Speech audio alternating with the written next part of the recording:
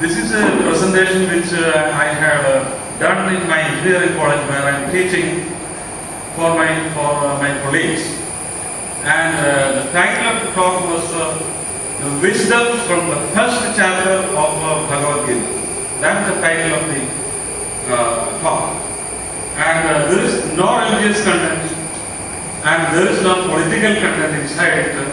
But I think there is some wisdom to be mined from the first chapter of Bhagavad Gita. And Bhagavad Gita means, it is a song of God. Bhagavad Gita. Gita means song. Bhagavad means God. It is God's song. And it is actually a motivational advice which is given to one of the greatest warriors of the world at the battlefield when he lost his energy. That was a great war, just like maybe World War I or II. And Arjuna was the person who was leading Pandavas. And at the time of the battlefield, when he looked at the rivals, Arjuna lost his energy. He became dispirited. He sat down, he put his weapons down. And so much preparation, so much money, so much time, so much effort, everything is going to be in vain. And God Krishna has a mission. God Krishna is the 8th incarnation of God. And there is a purpose of this incarnation. It is to destroy evil. The whole country or the whole nation is filled with evil people. Mean-spirited people, that is Kauravas. And the planet Earth deity went to great God Mahavishnu and requested to eliminate these evil people. And God Mahavishnu has decided to be here in earth as the 8th incarnation, that is as Krishna. And God Krishna has this mission and he has to destroy evil. And Arjuna is a tool to destroy the evil. And now that Arjuna is sitting there, dispirited, distressed. So this is the platform in which Bhagavad Gita is taking place. And here I told you there is no religious content inside it. I'm trying to go deep into this motivational advice and how the wisdom that we can learn in the first chapter can be used to solve the problems that we are facing now in modern times. This is what I am trying to do.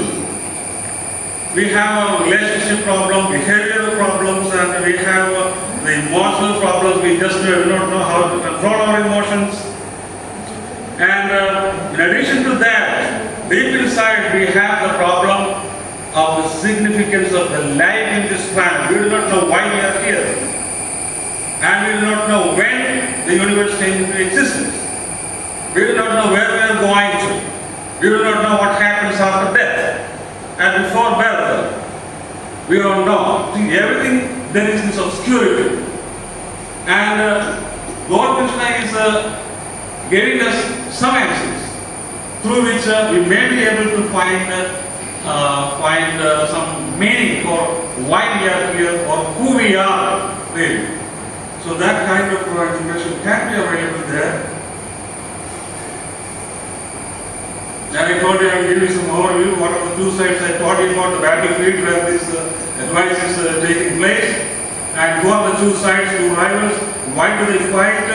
And when did it happen? And what is the role of Lord Krishna? I am going to briefly tell you all these things.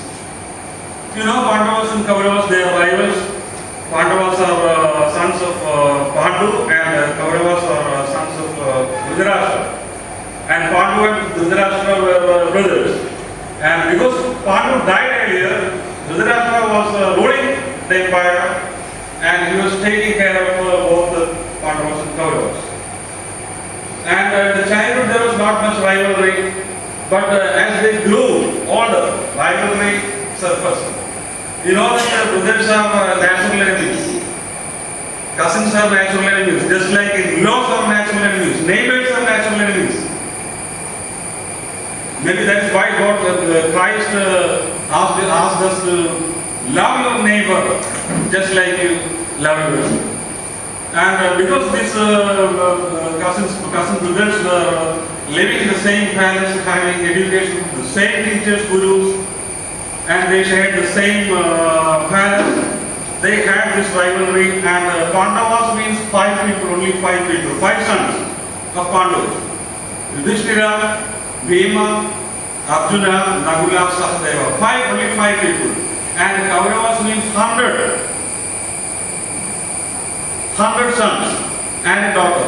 That was the case with the Kauravas. So there is an increase in number in the case of 20 times more number Kauravas and only 5 Pandavas. So there is the problem of survival, and Pandavas were very strong and they were very keen to study the skills of war. So they became great warriors.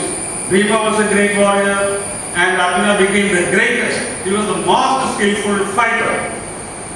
And the Kauravas, because they were in large number, they were a bit lazy, and they didn't have that valor and gallantry in war, and they were slightly inferior to Pandavas. But the Kauravas knew that they are going to rule the empire, because their father, Dhritarashtra, was ruling the empire. So that is the situation. And after age 26, that means when Arjuna became 26 years old, Kauravas came to know that these people have to be eliminated, these people have to be killed. Otherwise, Pandavas will take over and they will lose power. So that was the assessment of Kauravas, and the Pandavas were very strong, and Kauravas made a house made of wax. A wax house, you know that wax is combustible. You can set fire to a wax house and kill the people inside very easily.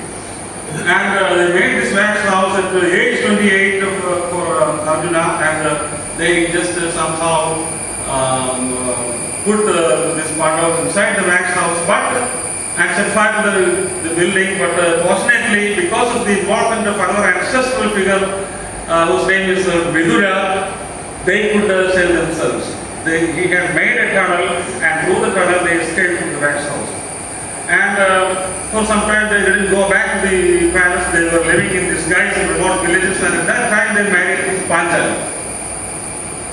And at that time it was 28 years, and after the marriage they stayed some time, maybe 1 or 2 years at the Panchali's palace, and afterwards they went back to the palace where the Kauravas were living. And they lived there 6 years peacefully, because the grandfather figures and gurus were there in between these two people, and they didn't fight. They were not given a chance to fight, and they lived peacefully. And at the age 34, the seniors there thought that the Pandavas deserve half the empire, and they should be given half the empire. And because of their very strong involvement, and Bhishma was there. You may have, you know who is Bhishma. I don't have time to explain who he is. And Bhishma also was very particular that half the empire has to be given to Pandavas. And ultimately, the empire was divided, and Indraprastham was made the capital of Pandavas, and they were sent to their new empire. And at that time, Arjuna was 34 years old, and they ruled there peacefully. And until age 57, for Arjuna, they lived there 23 years. They ruled there peacefully, and at that time they performed a yaga, a kind of initiation ritual. And at this time, Kauravas came here, visited Pandavas, and they were very jealous to see the progress, the prosperity of Pandava nation, and the beauty of their palace, and the quality of their administration as a whole, and they became very envious. And the Kauravas went back, and they sorted out a plan of deception, of betrayal, to kill Pandavas. They had a plan, a covert plan. And the covert plan was that at that time there was a scheme of inviting for gambling. Gambling actually is a game of dice. And Kauravas invited Pandavas for a game of dice or gambling, and there was no question of denying that invitation. So Pandavas went to Hastinapuram, where Kauravas were ruling, and they had this gambling competition in which Pandavas lost. They pledged their first they pledged money, then they pledged their palaces, then maybe their states, and later they pledged their wife, Pandava, and they lost. Because it was a game of deception, betrayal. And they lost everything and they became slaves because they pledged themselves when they lost everything else. They pledged themselves and they played and they lost and they became slaves. And one of the Kauravas tried to humiliate Pandava by undressing her. But Lord Krishna came there and saved her because she was a strong devotee of God Krishna. So anyway, at the time of gambling, they lost, and then Bhishma got involved. Bhishma he was 200 years at that time, and he got involved, and he ordered Kauravas to release Pandavas. It is not fair. Maybe they lost everything in themselves and they became slaves, it is true, but they should be released. And there was an agreement. And according to the agreement, Kauravas were to spend 14 years in the forest and 1 year in hiding. That was the agreement. And afterwards they can come back and they can take back the empire they have lost. And Kauravas said.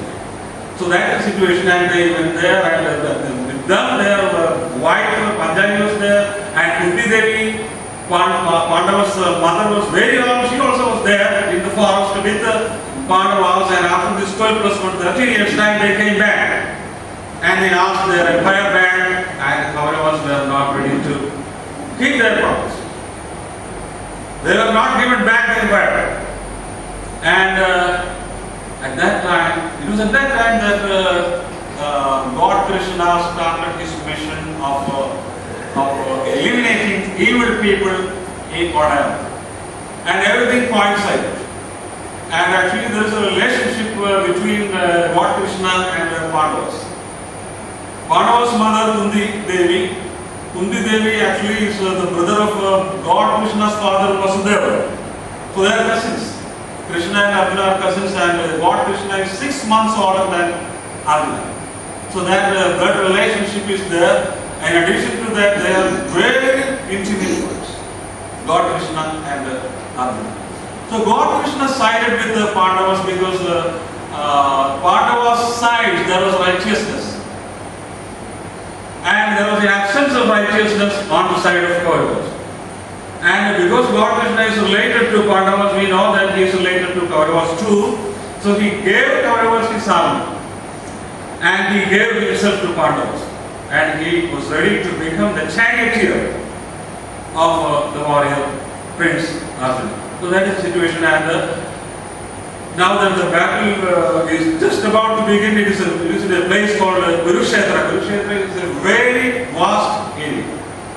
And the troop of details, 12 lakh soldiers on the Kaurava side, 12 lakhs infantry, foot soldiers, 2.5 lakh chariots, and again 2.5 lakh elephants, and 7 lakh horses. That is the total garrison strength of Kauravas. And in the case of Pandavas, they had only 75% of the strength of these Kaurava troops. But the greatest advantage is that God Krishna is with them. God Krishna is with Pandavas. That is the great advantage of Pandavas. And God Krishna had the mission to eliminate Kauravas because Kauravas represent evil. They are not righteous. Their administration is evil. They are very cruel. There is violence. There is lack of progress. And people are tired of their ruling. So that is why God Krishna is siding with the Pandavas. And Pandavas, even though they had been in that game gambling, they were in a straightforward, righteous way. And because of that, God Krishna had to side with the Pandavas and had to get an opportunity to eliminate these evil people called the Kauravas. That is the situation. And heralding the beginning of the war, there is a ritual called quench sword. There is a quench and they will call the quench, which means the beginning of the war. Now both sides can take their weapons and charge. So that is the situation. And it was at that time that Prince Arjuna asked his charioteer God Krishna to take the chariot to the middle of the battlefield so that he can see the details of the troops, the enemy troops. And when the person sitting inside the chariot is the master, and God Krishna complies. He takes the chariot to the middle of the battlefield, and Arjuna has a chance to see for himself in front of his eyes directly his enemies. And there I taught my colleagues that there is a lesson to be learned. Even at the last moment there is a chance to study the problem. When we have a problem, when we are facing a situation, we always have the time to study. We should find the time to study. Maybe there is espionage, we had been given all the information about the troops, their strength, how many is the cavalry or the infantry, or whatever. All these informations are there through espionage. In spite of that, Arjuna being the commander, topmost commander of the Pandava army, had a duty to see for himself what actually is their state, how big they are, what are their weapons, and what